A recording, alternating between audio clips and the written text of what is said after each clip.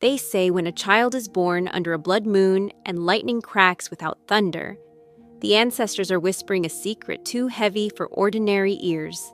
In the red village of Mboko, a boy was born crying backwards, and the hyenas laughed that night, louder than the drummers. But the spirits were not laughing. They were watching, waiting, weaving. Now listen, child of the fire, and hush your heart. For what you call broken, the spirits may call hidden. Mboko sits where the sun clings longest to the sky, a village carved into the shoulder of Mount Tchandé, where baobab roots hold the bones of forgotten chiefs, and the red earth smells of iron and thunder. Every evening, the scent of burning shea nut and roasted yam dances with the mountain wind, and the children run barefoot through thorn and millet, laughing like spirits too new to know sorrow.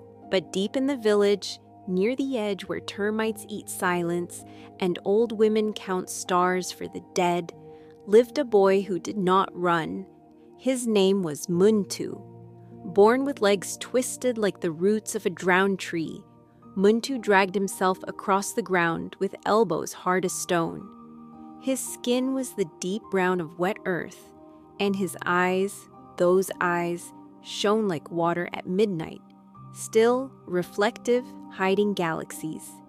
He wore a faded goat hide tunic patched by his grandmother, Mama Olela, the village's blind bone reader.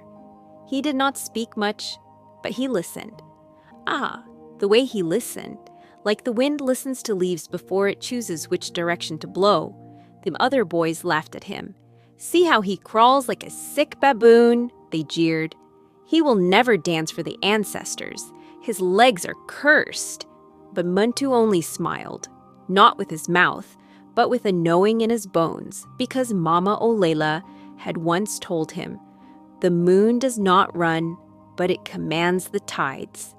One market day, under the cruel sun, 3 boys, Njeku, Bembe, and Ko, cornered Muntu near the termite hill. They snatched his walking stick carved from sacred Oroko wood.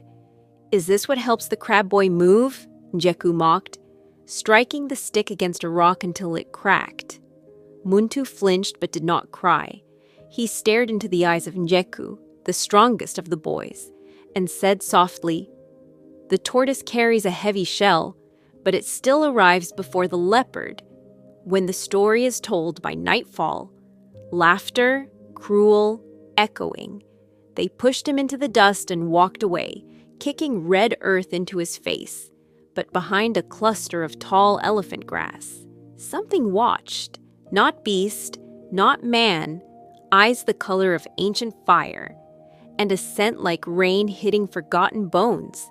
That night, as Muntu sat beneath the baobab tree whispering to the stars, Mama Olela came, tapping her cowbone staff. "Child," she said, voice like dry leaves, "do not let the laughter of fools bury the whisper of your destiny." He looked up, voice trembling, but sure. "Grandmother, why did the spirits give me bent legs?" Olela tilted her head, as if listening beyond this world. "Because the straight road is for merchants, my son, but the winding path is for kings." She reached into her calabash bag and brought out something wrapped in old leopard hide. "Tonight, you will dream, and when you wake, the path will begin to speak." That night, Muntu slept with the leopard bundle beneath his pillow. And in his dreams, he stood tall, taller than the baobabs, his legs strong as giraffe necks. He walked through an endless plain where fireflies sang, and a spirit with half a face and eyes like burning cowrie shells whispered, "To suffer is to be sculpted. To crawl is to learn the shape of the ground. Your wealth is buried beneath your pain. Dig." Muntu awoke before dawn, breath trembling, hands shaking, but his eyes were lit with a new fire. He no longer looked like a cripple. He looked like a boy who knew where treasure slept. At first light, he dragged himself not toward the village, but toward the forbidden gorge of Eziandogo, where it was said a spirit once fell from the sky and wept rivers into gold. The villagers said no cripple could survive the climb, but they did not know what he had seen in the dream. They did not know the spirits had begun to move, and even the mountain had turned to watch. The foot that is mocked in the morning may crush diamonds by sunset. At the edge of Mboko, where the wind forgets its name and vultures circle without shadow, lies Ndogo, the gorge of the fallen spirit. No goat dared graze there.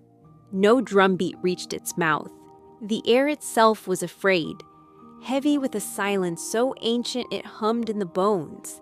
Sharp rocks like jagged teeth lined the narrow descent. The ground here smelled of copper and grief. And sometimes, when night grew impatient, whispers rose like steam from the cracked soil. Old mothers warned, "Do not go there, even in dream." For Ndogo remembers pain too well, and it does not forgive. But Muntu had already tasted humiliation deeper than the gorge. His hands were bloodied from the crawl, his tunic torn by thorns, yet his eyes, they burned like the coals of a blacksmith's forge. He moved like a lizard in heat, low, deliberate, breath steady. His twisted legs dragged behind him, leaving twin trails in the red dust. But he did not curse them. Number he whispered to them, "You are not my weakness. You are my riddle, and I am learning to read you." His fingers found purchase on jagged stone. His elbows trembled, bruised, and torn. Still, he descended, and with each meter down, the air grew stranger, cooler, dense with spirit.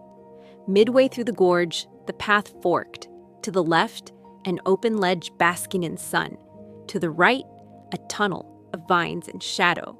The spirits always test with choice. From the sunny path came laughter, familiar, cruel, echoing. Njeku's voice, Ko's, even Bembe's. But they were not here. They could not be here. Muntu froze. He had not heard footsteps, no breaking branches, no breath. Still, the voices mocked. "Crab boy, crawl deeper if you want. The spirits will snap you like dry sugar cane." His breath caught, but Mama Olela's voice rose in his memory. The ancestors do not speak in noise, but in silence that weighs. So he chose the path of shadow. The moment he entered the vine tunnel, the laughter died. The air turned cold. The earth beneath him pulsed, once, twice, like a sleeping heart. Then he saw it. A tree, but not of this world. Its trunk was dark as mourning cloth, and its leaves shimmered like fish scales. In its branches hung dozens of masks, swaying without wind, whispering. Some wept, some sang. One mask had his face, twisted and broken. Then it spoke, in a voice like thunder hiding under water. "You have come crawling, but not begging. You carry wounds, but not weakness. What do you seek, child of bent limbs?" Muntu looked up, breath thick with dust and awe. "I seek what they say I cannot have," he said. "Dignity, voice, wealth, but most of all, truth, my truth." The tree groaned. Its roots stirred, and from the soil rose a figure, half human, half gold. Its arms were long, its eyes were voids, its chest bore a jagged hole. "Then carry my burden," it whispered, "for I, too, was mocked for falling. I, too, was cast from height. But I hold what no man sees, the seed of fortune." The spirit extended its hand. In its palm, a small stone, blacker than night, warm with heartbeat. "What is it?" Muntu asked, hands trembling. "It is what the world throws away, the first step of every king, the secret buried under laughter, the gold that shame cannot touch." "And what must I give?" Muntu whispered. The spirit replied, "Give nothing, but carry everything.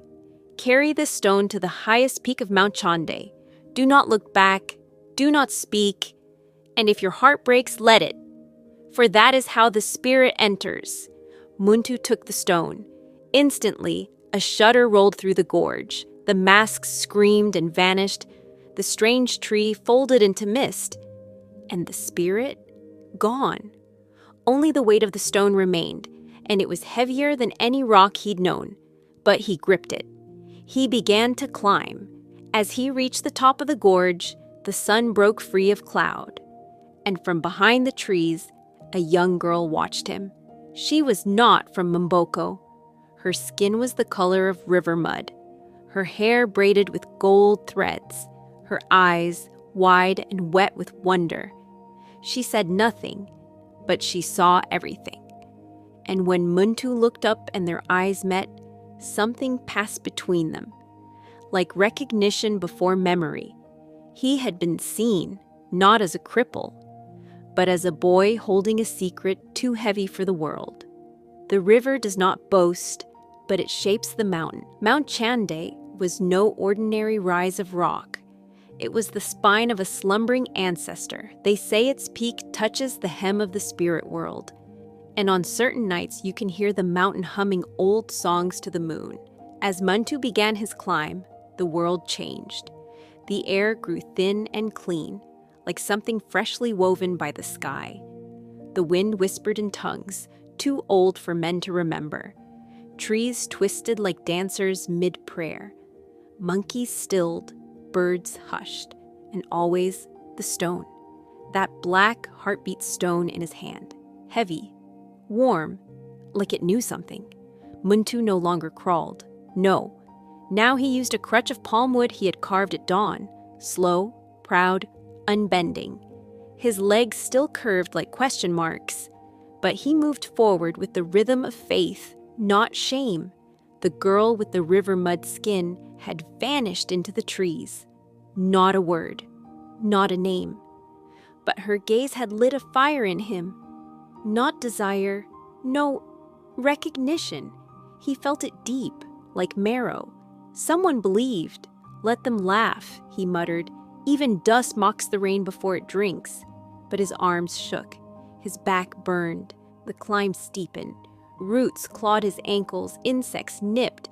Thorns tasted blood. Still, Muntu climbed.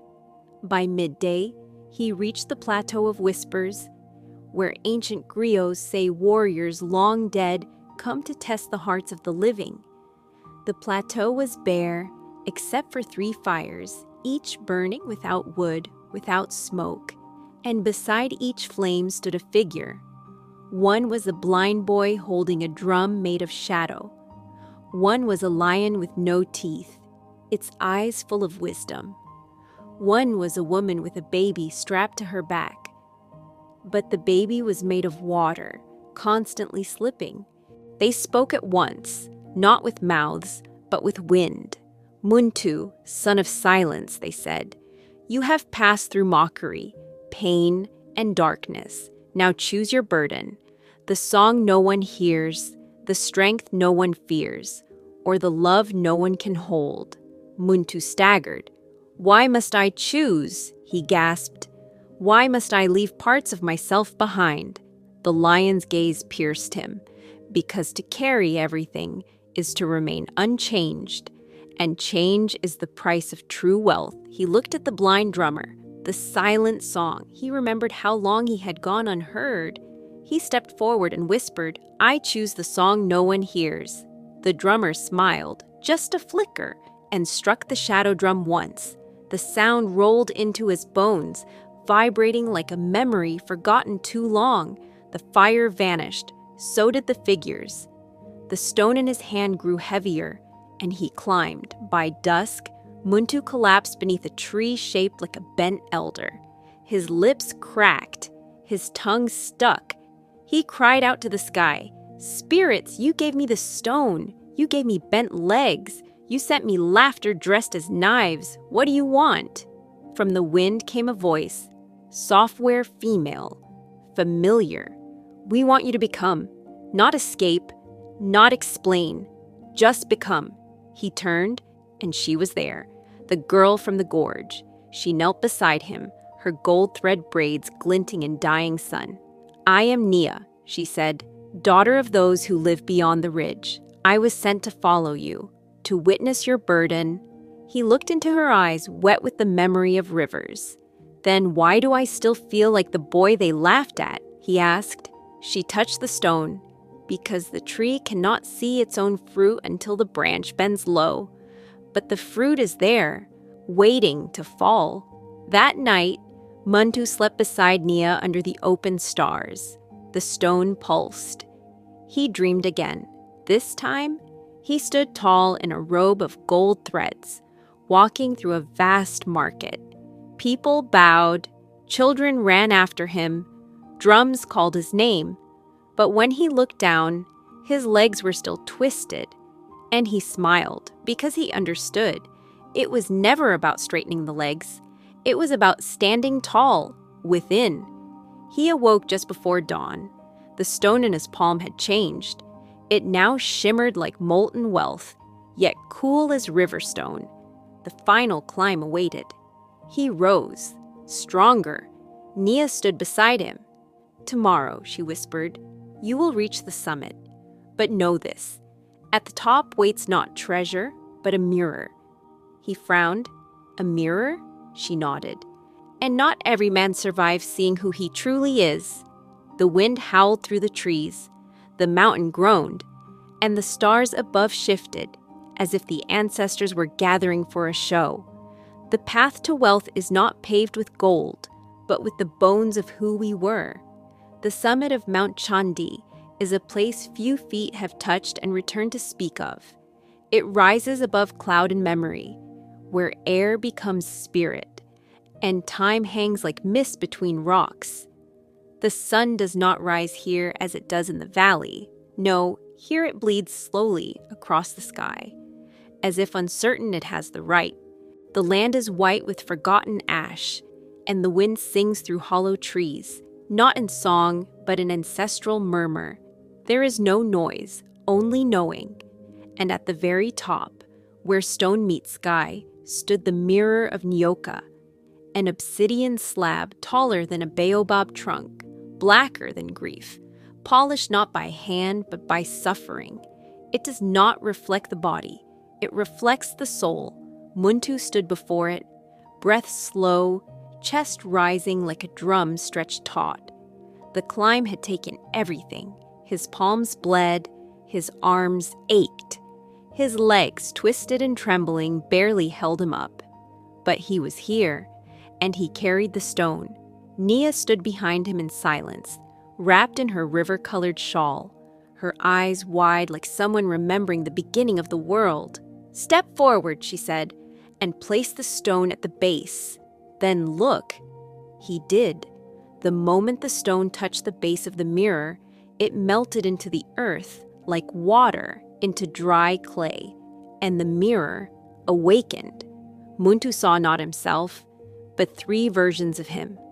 One was the crippled boy, covered in dust, with broken pride and hollow eyes, the Muntu of the past, mocked, small, uncertain. One was a strong man clothed in gold, walking beside kings and shaking hands with merchants, the Muntu of dreams, rich, powerful, celebrated. But the third, he wore no fine cloth. He stood not tall nor low. His body was still bent, but his eyes, his eyes held something terrible and beautiful, the Muntu of truth. The mirror spoke in no tongue, but in his bones he heard, "You have crawled to where eagles fly, but tell me, boy of broken bone, which self will you become, and what must you leave behind?" Muntu's lips quivered. "I want to be the man in gold," he confessed. "I want wealth. I want to silence laughter with greatness." The wind grew colder. "And will you trade your pain for it?" asked the mirror voice. "Your softness, your silence, your slow steps that taught you to listen?" He hesitated. "No," he whispered, "those things are mine. They are the soil of my becoming." "Then choose the middle self," Nia said gently. "The one who sees both wound and wonder. The world does not need another king. It needs a seer." He stepped forward, touched the mirror, and wept, not from sorrow, but because for the first time he saw all of himself, and he did not look away. The ground beneath the mirror rumbled. The summit cracked open, not in destruction, but in offering, From the fissure rose a chest, ancient, bound in serpent skin and sealed with 3 symbols: eye, hand, and ear. Muntu reached for it. The mirror flashed, and in that light his legs straightened slightly. Not fully, not like the rich man's in the vision, but enough for him to stand, to walk. Nia gasped. The chest opened, and inside, not gold, numbered documents, seals, maps, jewels, deeds to lands, access to trade routes, keys to wealth buried not in fantasy, but in knowledge passed down, hidden, protected. Mama Olela had once whispered, "The true fortune is not given, it is remembered." Now he understood. The stone, the pain, the path, it was all memory. Memory buried by those afraid of the power of the wounded. He was not just wealthy, he was awakened. As he turned from the mirror, stronger now, he looked at Nia. "Why me?" he asked. She smiled. "Because the spirits are tired of kings who have never bled. They wanted one who had tasted dust and still rose." The mountain wind howled in approval. And down below, far beneath the clouds, the laughter of the village boys echoed faintly. Still cruel, still blind, but now it could not touch him, because Muntu was returning. And this time, he carried more than a stone. He carried truth. The tree that bends in storm remembers the sky, but it is the roots that make it rich. The descent from Mount Tchandé was not a journey of legs. It was a journey of spirit. Morning had split open the sky like a ripe mango. Light poured across the slopes in golden rivers, warming the ash-laced trees, the whispering stones, and the trail Muntu now walked. Yes, walked. His legs, though still bent, carried him like roots returning to their source. At his side moved Nia, quiet as the dawn, her braid glinting with sunlight and mystery. Below them, the village of Mboko blinked into view, tiny, unaware, still dreaming inside yesterday's laughter. But today, the wind carried a different rhythm, a rhythm that made even the birds pause in flight. By the time Muntu reached the edge of Mboko, children had gathered. They stopped their games, wide-eyed, as the boy they once mocked emerged from the forest walking tall, supported by a staff carved with ancestral symbols and wrapped in cloth that shimmered like river-washed gold. Behind him trailed a horse, a gift from Nia's people beyond the ridge, carrying a leather chest tied shut with snakebone clasps. The same boys who once laughed, Njeku, Ko, Bembe, stood frozen like termite mounds in dry season. Bembe whispered, "Is that Muntu?" Njeku scoffed, but his voice trembled. "He still walks crooked." "Yes," came Muntu's voice, deep and even, "but I no longer walk in circles." The village gathered like ants to spilled honey. Mama Olela, blind but ever seeing, came forward with her staff tapping slow wisdom into the earth. "Who returns?" she asked, though her smile already knew. "Your grandson," Muntu said, kneeling before her, placing the chest at her feet. "But not as I left. I bring not just wealth, I bring remembrance." She reached for his face, touched his brow. "You went crawling and returned as thunder walking." Gasps rippled through the crowd. Muntu rose. "This chest holds deeds, trade secrets, titles to land buried under shame. Our people forgot because we were told to forget. But I have remembered, I have climbed, I have become." Ko stepped forward, eyes wide, uncertain. "But you were the cripple. How?" Muntu met his gaze, voice steady as river stone. "The river is not ashamed of its curves. It still quenches the earth." Njeku's voice broke with bitterness. "So now you're rich? What, you think you're better than us?" Muntu walked to him slowly, not in anger, but like one carrying something heavier than gold. "Number, I am not better, but I am no longer less." Silence swallowed the village. Even the wind waited. That night, Mboko held a fire like no other. Drums called the stars down. Ancestors moved in the smoke, dancing between embers. The mountain itself seemed to hum with pride. Muntu sat beside Mama Olela, Nia at his other side. From the chest he distributed not coins, but contracts, tools, blueprints, cloth from distant lands. He spoke of trade, of land reclaiming, of villages forgotten by map makers. And in the center of it all was his story. They called me broken, he told them, because they only saw my body. But the spirits? The spirits saw my becoming.